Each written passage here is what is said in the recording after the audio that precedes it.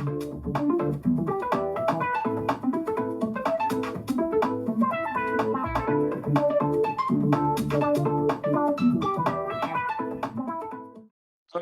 everybody, we're having another episode of Still the Show, Pétanque 365's podcast, and as usual, I'm joined by Gareth Sullivan, our national umpire, maybe international umpire to be, Gareth, with a bit of luck.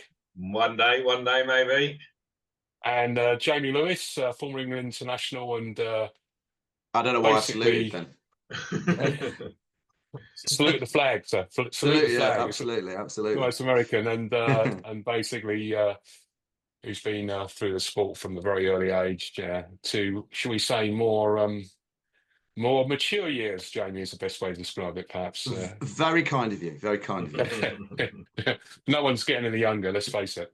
Anyway, welcome to the show, and in this show we're going to try and catch up on a number of things that have happened since the last time we did this, which, to be honest, was quite a few months ago, Gareth, wasn't it? It's been too long. It has really. Part of the problem is, things have got busy with the season starting, and it's just put things back a bit. But just to kick things off, let's just maybe in the last few months, what's been a standout thing for you with pétanque on the pitch or off it, where you've been personally involved? Do you want to start, Jamie, with something that you've enjoyed since the last together? I suppose a couple really. I played in the nationals, the SSEs, the triples earlier in the season, playing with Dan Hill and Vince, and we I enjoyed that, playing in that sort of scenario. And then regional qualifiers have started, we started in Chiltern. We've had our first qualifying set of qualifying games, a couple more to go.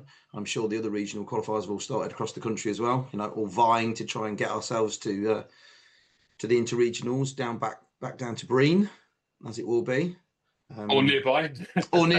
Nearby, just down the road. So that's all been good fun. That's been, feels like the season's starting again. It feels like this, there's a bit more out there, and there's more competition to play in. I've got to tell you guys, I've got this idea of throwing a bit of a party down at the interregionals this year. I've been down there, as you probably know, and there is the infamous Queen Vic down there. Not quite like the one at Breen, bigger, but not like the one at Pakefield, which wasn't really a Queen Vic, was it? Let's face it. No. Anyway, I'm going to be talking to PE about potentially throwing a bit of a P365 party. This would be a fundraiser for our juniors. Actually, that's the idea. It'll be pay on the door. Gareth will be there, doorman, doing the security. No, we'll have to try and work something out for it. But I've got an idea about doing it, and I think it would be a fun thing to do. Anyway, Gareth, enough of that. Will it involve fancy dress, Martin? Will it involve fancy dress? It could do. There we go. It could do. Gareth, what about you? What's been stand out for you since?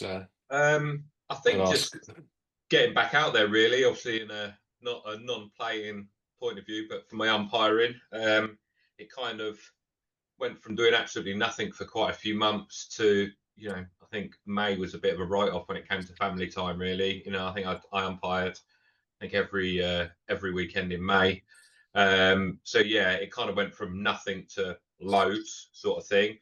And then it's good to start getting back out there again. And then I suppose as well, he's getting the nod for going out to Santa Susanna to take my European CEP umpire exam. So that's quickly coming up now, middle of July. So for me, that's basically my whole year sort of, whereas Jamie's year might be towards the interregionals or the national qualifiers. Well, that's my focus, and that's my sort of like my hopefully shining glory moment.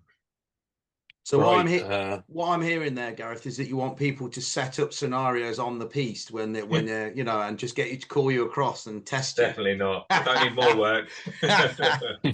No, I'm very lucky because I've got obviously Mike, who's always mentored me, Mike Pegg, and very lucky that he supported me all the way through, and he's still sort of literally today. We were chatting about a few things, and obviously, I think people know I took it in Albertville 2 years ago, and sadly just missed out on the pass mark on the written exam. Rest of it was fine. So just where I can sort of scramble those few points that extra that I need to hopefully get me European qualification.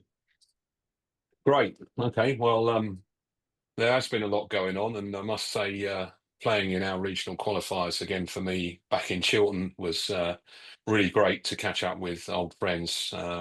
So many friends that you make over the years, and there were even people turning up that I don't think had played for quite some time. I'm thinking of Alan Brockett and his traditional team that always did well. Good to see them out on the pitch. So that was good, but the real great thing for me was just this last weekend in Germany, where I went to Berlin, and that's the first serious international competition I've played in since before COVID, and it was just a brilliant experience.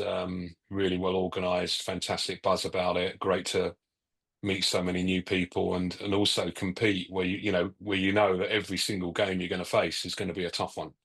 There are no easy games, and it puts you really focused, and to be out there with the team that I was with as well, two England internationals, Dean Ashby and Jason White, and also our sort of rising young star Kai Sheffield. It was a really great experience, and that I will remember for a long time, and just I think underlines what I say to people is, if you can get out and play internationally, go and do it, because you learn so much and you make so many new contacts. I mean, we had the invitations come our way, as you can imagine, saying, why don't you come to this tournament? And people kindly offering to put us up and things like that. So we'll build on that.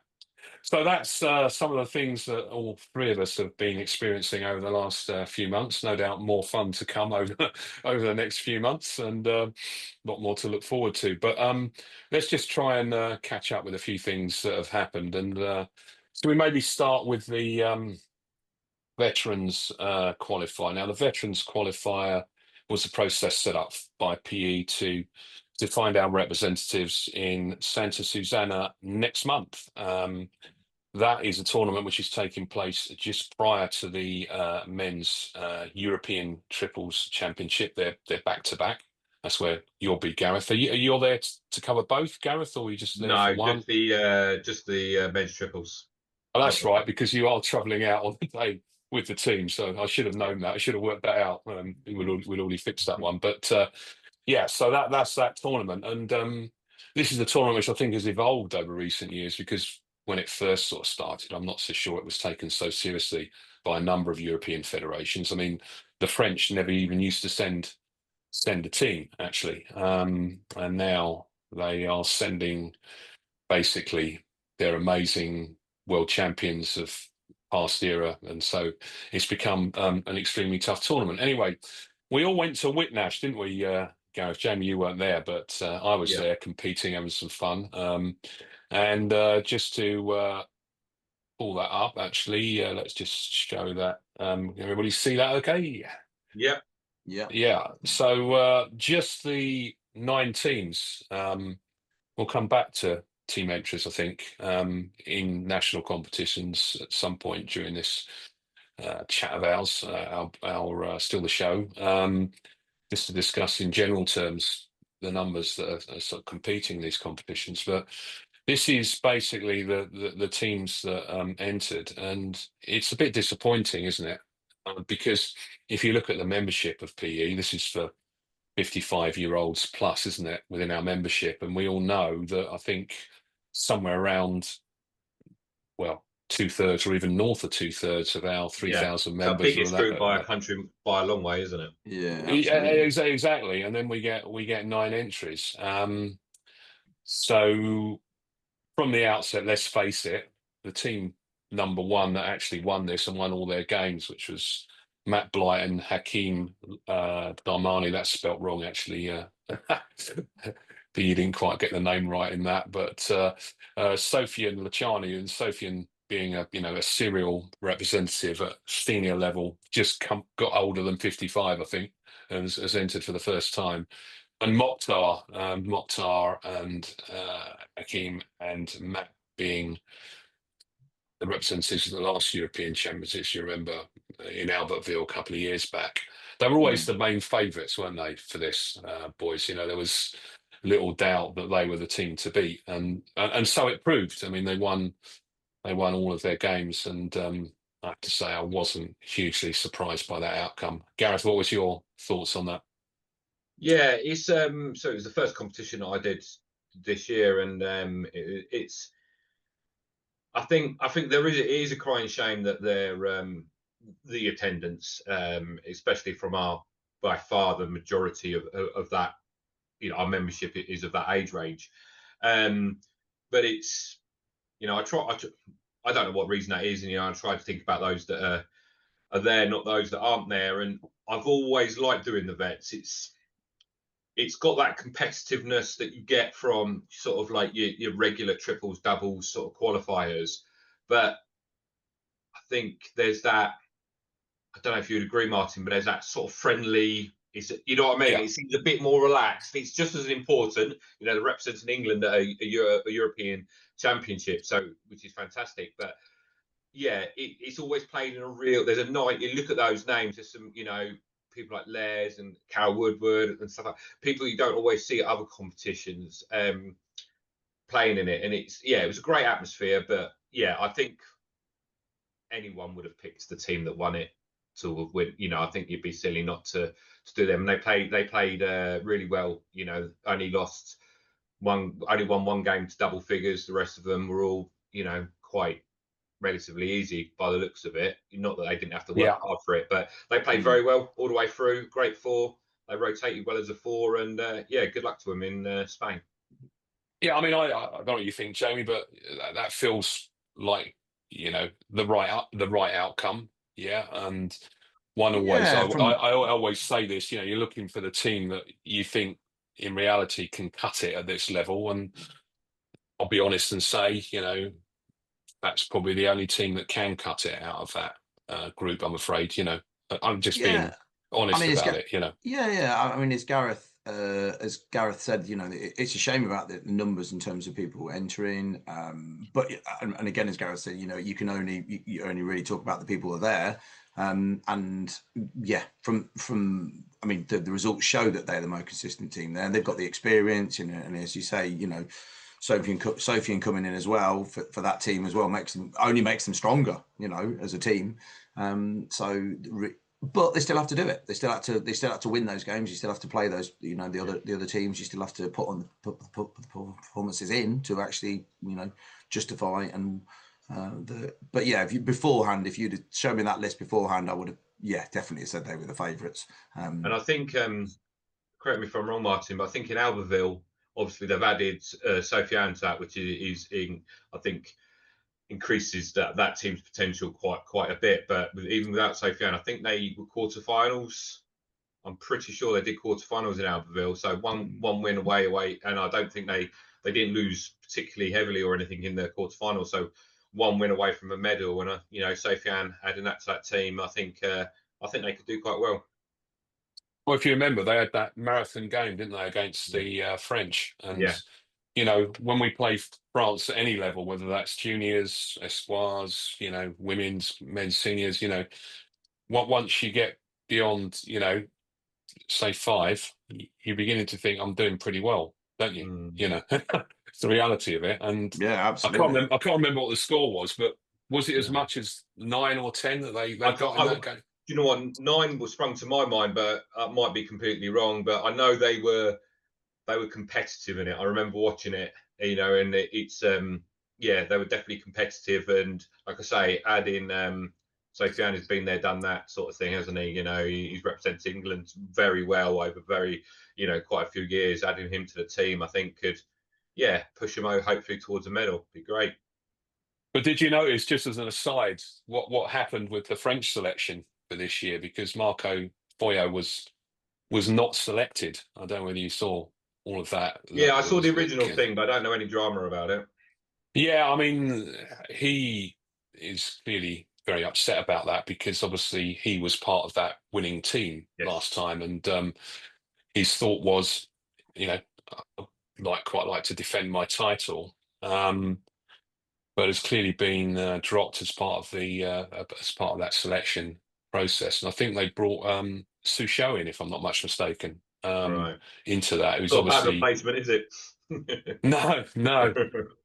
Yeah, well, it raises interesting questions about, what do you do? Do you forget about the fact that a guy's looking to defend his title? Obviously an absolute legend of pétanque, who no doubt is still easily good enough to compete at the very highest level.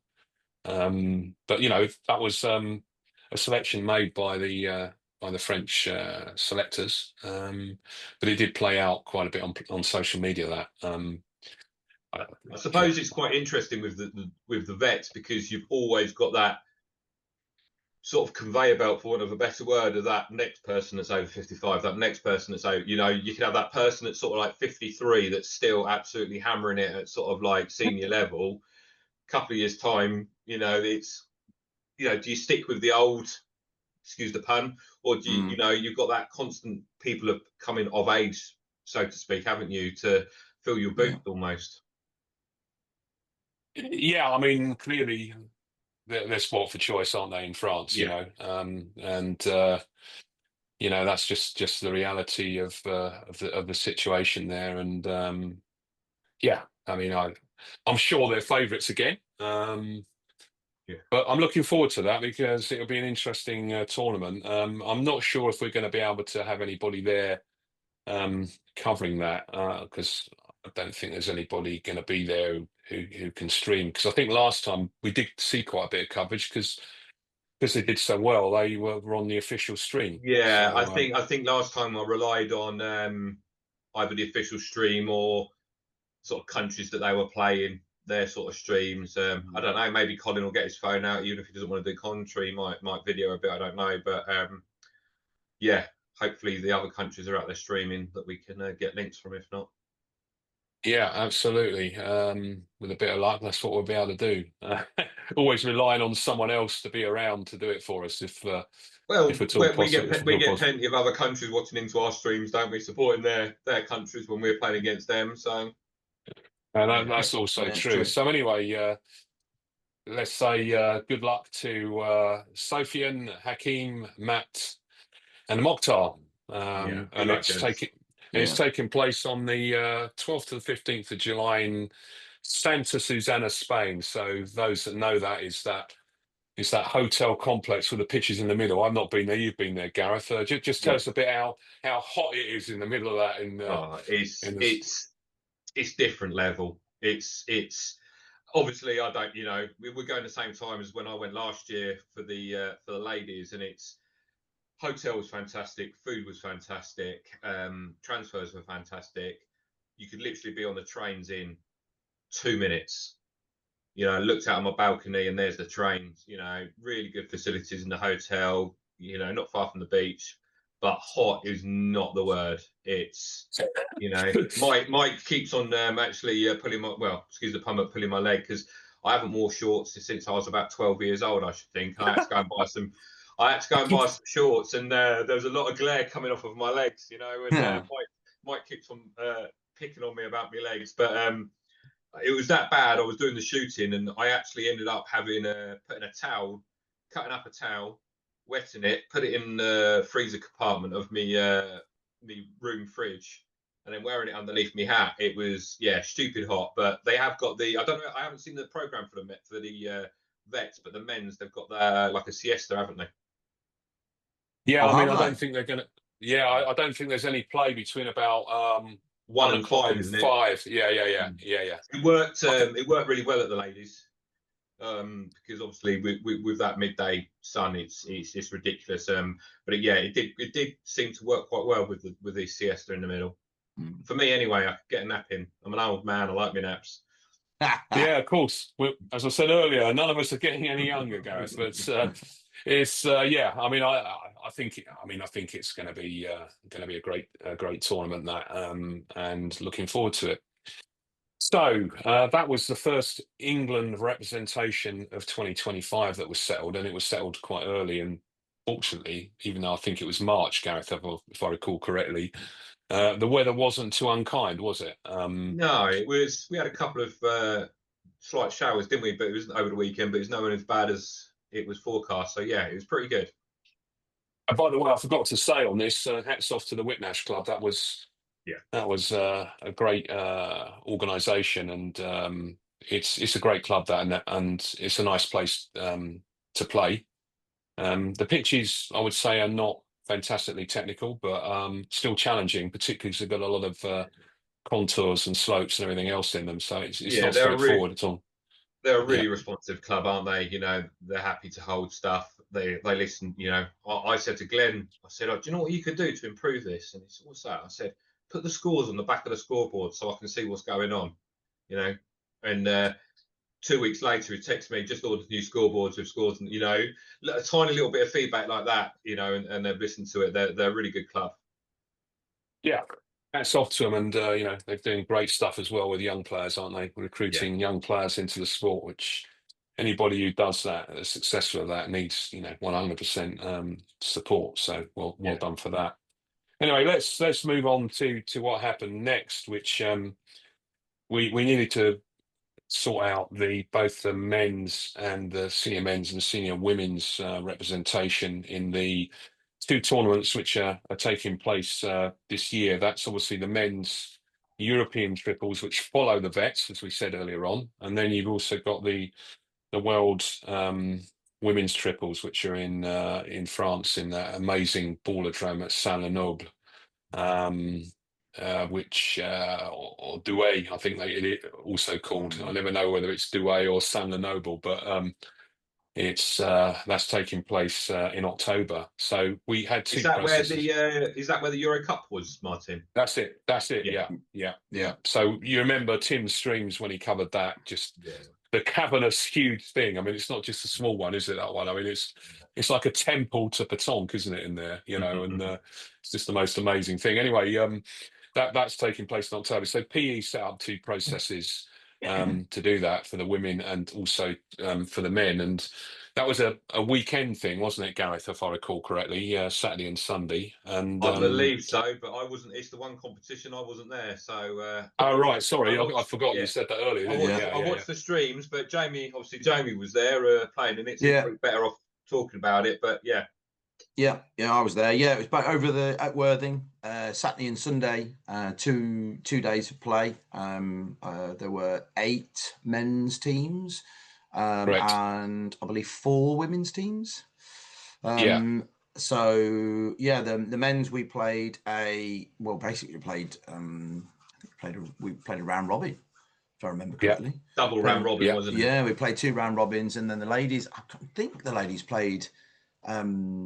They played a double round. They played 6 games. I think they played against each other twice each day. I think. Yeah, so it's like a quadruple round robin, right? Yeah, absolutely. Yeah. Okay, well, let's just deal with the women's results first. I mean, I've got a visual here which we'll just pull up. Can you see that? Okay. Yeah. So basically, as you correctly said, they did do that over 2 days, and there was only 4 teams there. And when you look at the entries, that's very disappointing, right? Isn't it? That there only 4 women's teams would seek to represent the country. I mean, I'm just trying to. And one of them being a junior team, and that's not me knocking the junior team, but they've probably gone there with no real sort of aspirations apart from improving, which is, I completely is a fantastic thing. But absolutely, only 3 senior women's teams there is quite sad, really. And I will say, having watched, I was going to say, I had being there as well. Having said that, I managed to see a little bit of the women's games being played, and the juniors played very well. The juniors played really well, and they played a good level as well. But they played a really good game as well. They were attacking, they were playing, aggressively. Yeah, it was good to see. Good to see as well. Yeah. They did, and what we're talking about there. Let me just see if I can find a picture of the girls. There it is. There. So we got Jane on the left, Jane Geddes, Amy Rickman, and Amy Geddes, two Amy's, although spelt differently. And I'm always amazed by Jane's. She's always got some headgear, which is like really she's known for her headgear, unique. isn't she? Yeah, fantastic. It brings a real personality, brings a personality out. But that was they did play very well, and I've seen them competing well at other tournaments. So that's a positive we can take out of it, right? Definitely. I think, you know. Yeah, and, absolutely. You know, but I mean, I don't know what either you think. What can we do? What is it? You know, what is it that would get more women competing, and why aren't they competing? I mean, is it because they don't think they're good enough? I think the thing for me is with the ladies is that the IWD events, the International Women's Day events, if you go right from the sort of regional qualifiers to the national sort of finals day, it's probably one of our best, if not the best attended competition we hold. So why are those numbers not translating into the sort of like the higher end of the game, for want of a better word? I don't know what the answer is. I mean, I think it's similar to the men's game as well. You know, you're looking at we had, you know, 8 men's teams, you know, and in four, and I think I think probably a very similar sort of scenario, really. I think there's a mixture. I think I'm probably, you know, in terms of it was a weekend, it's the travel, it's the cost of it, you know, potentially. But I think also to a certain extent, maybe it's that, it's believing in the process, believing in the fact that they're going to be able to win it. I think. I think you've probably hit the nail on the head there, because James. We have only having that one place. Yeah. And we have got some very dominant female teams, you know. I mean, without being disrespectful to any of the other females that play, you know, even when we had, you know, more teams playing, you know, okay, we're missing the Thatchers, you know, the Kaylee and Sammy playing, and, you know, Hannah wasn't there. Hannah wasn't playing either, you know. So potentially you've got kind of 3 very strong teams, but I think I wonder whether it's because of that. I mean, I don't know. You know, it's one of those questions to ask the female, you know, players. So I think one of the things, you know, I think we might have discussed this before in a previous podcast, but I've always had this view that because it is an all or nothing scenario, there's only one prize at the end of the day. I think that, you know, in the past, you know, when I was more involved with, you know, our international organization, I always used to try and find at least one trip where we could take, you know, a number of people, not everybody, because, you know, there was some subsidy involved where we gave maybe £100 each to players to help subsidise a trip to Belgium. But it gave them something else to sort of look forward to, actually, rather than, you know, it's all or nothing. I'm going to go to the European or the World Championships. And I'm just wondering whether that, if we made more of a commitment to that, that might attract more people to play. I'm not saying it would entirely solve everything, but maybe there's that. But why are all those ladies playing in the IWD event when there's, in theory, nothing apart from winning up for grabs? I think what's clever about that IWD event, Gareth, this is just my view on it, is that it's almost like you're representing your region. Yeah, and there's like a pre-qualification process where you can go to your region, so it's easy to get involved. You're not traveling very far, and then once you've done that, you obviously, you know, if you're successful, you then go on to the sort of finals day, and it feels like you're there in your regional shirt. So there's almost like a mimic of interregionals, but in the female context, if you follow my drift. So yeah, or even a bit like Champion of Champions almost as well. Yeah, kind of that feel to it. Yeah, absolutely. Yeah. I suppose what it comes down to with all of this debate about numbers is that, you know, I'm fairly brutal about it, looking at it from the point of view of, you know, are the players, when you're in the cold light of day, of the standard required, and are there players of the standard required that aren't competing, which could potentially undermine our competitiveness? Yeah, I'm not sure that applies to the men. from terms of the entry that we had this year? Is there anybody obvious missing that could potentially strengthen that? There may be one or two out there that we could probably talk about that maybe could do if they could get into the right team. Because getting into the right team's an issue as well, isn't it, Jamie? Actually, yeah, absolutely. Go on. Yeah, I was going to say, and the mixture as well of it's finding the balance, isn't it, as well with play, and that's men's or women's teams. It's finding that balance and finding the chemistry as well. I think chemistry is important as well in teams as well. Yeah, I mean, part of the problem is until you actually put people into that top level international context, you never really know how they're going to perform, do you? So, no. And you also don't want to have a process, I suppose, that could potentially exclude people that might not be obvious as contenders for that could grow into the role. It's trying to get that balance right, but I'm not sure setting up a process like we've got to sort of find, if you like, a winner is necessarily working too well in both sexes. Maybe I think for the just going back to the ladies, obviously I wasn't there, but for me it's a bit like we said with the vets. If I had to put money on someone, I think I probably would have put it on the team that won it. But the other team that could have had the money on them, it was nice to see those two go head to head right at the end and win a title. So it was like a final without having a final. And it went to the last game.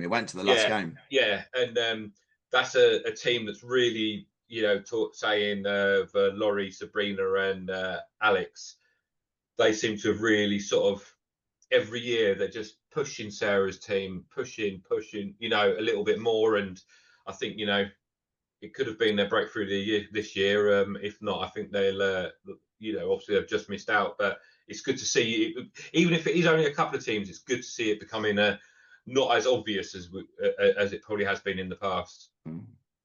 Yeah, I mean, let's just go back to that result. I mean, they won at the end of the day 9 games, but that sort of slightly masked the fact that they had a great Saturday and then a bit of a meltdown on the Sunday.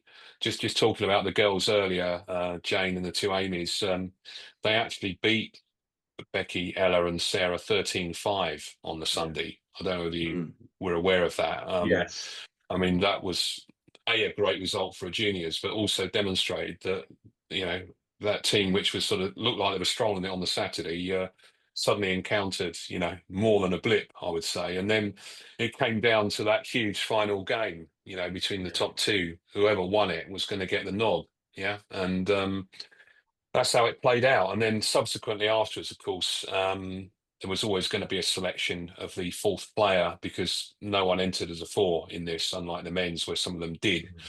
And the result of that was our coach, Jeremy Huntley, selected Alex as the 4th player. So it will be Becky, Ella, Sarah, and Alex that will be going to Sunderland Oval in when did I say that was? October. October. Yeah. So yeah. Good luck to them. Yeah, very much so. And let's just also mention the fact that Ella is just 18 years old. Don't forget. Yeah. And that's a remarkable achievement for her, actually, having come up through the junior ranks. I think you shared it on the Facebook page, Martin, but she wrote a really heartwarming post, about she wasn't really probably going to do it this year, play at all this year. She's talked about having a year off, and then got asked into a team, and basically she talks about how that sort of 8-year-old girl, would have loved to have seen, what she's achieved. And it was a really heartwarming post. So good luck to her. She's fantastic. So. Yeah, and I mean, I don't know, Jamie, if has there ever been an 18-year-old representing us at senior level before? I can't remember that. Can you? I mean, no, I can't really think. I don't think so. No. Not at senior level. Not that I can think of. I think maybe the only one that I can think of that probably came close. I'm not sure how old she was Emma Longstaff. She did the ladies triples in Turkey, and that was a good few quite a few where Sarah won the medalled in the shooting. That was quite a long time. That was back in the EPA days, so that I think she would have been sort of close to that age. Well, I'd imagine so, because she was. I remember being at Espoirs. I think that was 2016, actually, and she was certainly under 23 then. So that would have been. Yeah, she would have been close. sometime But no, it's great. It's great for Ella. Yeah. Well, good luck to the team. Yeah. So that deals with the women's side of things. Let's just perhaps talk about the men a bit, Jamie.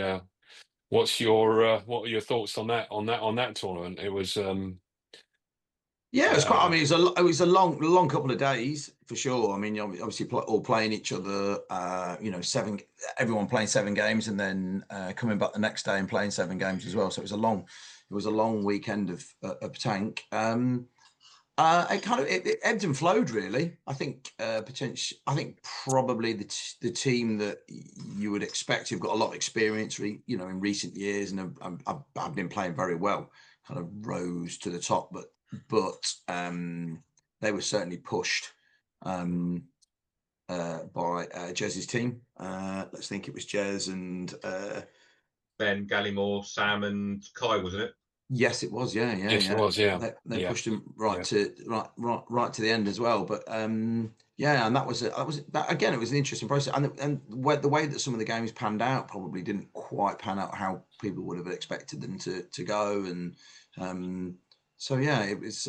But yeah, I mean, I think I would say, the boys that won it, are worthy winners. Jason and Dean and Rowley and Scott. They played. They played very well, over the weekend. They won all, effectively won all their games, so they played very well. And again, it went down to the last game, because even though on the first day they'd won all their games, Sam and Ben, and they'd only lost 1 game going into that. So if they'd reversed it and they went into that last that very last game of the Sunday, if they'd have won that, then it would have been very interesting what the pluses and the points would have been, because it would have been literally, they would have been on 13 wins each, and same bonus points, same everything. So I think when I spoke to Jeremy about it, I think they worked out, whether it was right or wrong, that if they were to get through, I think Jez had to win to 3 or something like that. So right. I think once it sort of went past that, obviously it's a bit deflating knowing that even if you won it, sort of feeling you're going to miss out. But again, great to see it go down to a final, for want of a better word. Yeah, I mean, the key game was actually on the Saturday, wasn't it? Where Team 1 and Team 2 on that schedule there, on that ranking, faced each other, and Tim Edwin's P365 streamer, he brought us that match, and it was a really good game, and actually did the stats on it as well, and posted that, I think, on the Facebook group. And the level of play was really good, and it was an absorbing match which ebbed and flowed, and you sort of thought, it could have gone either way, that game, actually. I thought both teams were strong. They were the sort of standout teams, really, weren't they? Yeah, absolutely. I mean, we played. Obviously, we played them twice over the weekend, and we had really good games against them, and yeah, but they were both very strong and very consistent in their play as well. Yeah, really consistent. I just noticed by the way, guys, in that table that's up on the screen at the moment, I've just noticed something. Sean's on there twice, actually. He's played in both teams, apparently, both in your team and also in Plumhoff's team. He gets everywhere. He gets everywhere. Yeah. Looking at your points difference, Jamie. Sorry? I was just looking at your points difference over 14 games. Yeah, 1. 1. It's impressive, isn't it? It's impressive. Yeah. Yeah, we had to. It was really good. I mean, we had the weather was kind to us as well, which made it. It was beautiful. Really yeah. Which made it good as well. Yeah. So yeah, but certainly, I mean, the boys that won it, they certainly, winning 14 games over a weekend, it's pretty dominant. So they certainly deserve it. And you know, it'll be good to see them go and, you know, kind of build on some of the experiences that they've already had as well. You know, they're a good team. You know, they know each other well as well. You know, good to see Scott back out after a year off. Yeah, absolutely, absolutely, yeah, absolutely. Yeah, and as you say, Kai, you know, I mean, I was really impressed with Kai Sheffield. Yeah. Over the weekend, you know, I've known him, you know, known him. I have to stop calling him a kid because he's not a kid anymore. He's a man, isn't he? But you know, he played, you know, played very well over the weekend as well, which was really, really good. But yeah, it was. And he was 23. He was 23 last week. He told me at the weekend. So I really should stop calling him a kid then. Yeah, definitely. He's not even eligible for a Espoirs anymore because obviously it's you can't be older than 23 in the year that you qualify, right? So that's the thing. So there's the boys anyway. Jason on the left, then Scott, Dean, the two brothers, and then the sage, the tactical genius, you know, the man with it all, Roland Jones. Now, obviously, that's the same team, apart from Roland switching in from being coach last time in Albertville to actually playing. So that's a strong team, and we wish them all the best. Just to say, guys, don't know whether. Well, I've actually mentioned it on our Facebook group. I have the great honour of being head of delegation for this, as I was back in Albertville. I was very pleased to be asked to do that by the team, who also obviously need to get PE to agree to that as well. And Tim Edwins is going as the coach for that team. Obviously, we've got a coach in the team effectively as well, so it's quite well covered. And you know, I'm being there as head of delegation, which allows me to do the streaming as well. So I'll be bringing that live and exclusive coverage from Santa Susanna. Jamie, you're the only non-member of the P65 team not going. Yeah, I know. That's when is it again? What, you fancy coming, Jamie? Here? What? When is it?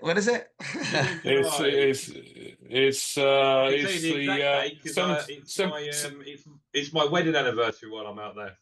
17th to the 20th of July. I will be in France at the time. Actually, I will be playing pétanque, but I'll be watching for sure. Okay, so that dealt with that, and hopefully we look forward to a great championship in Santa Susanna, both for our vets and our men in July.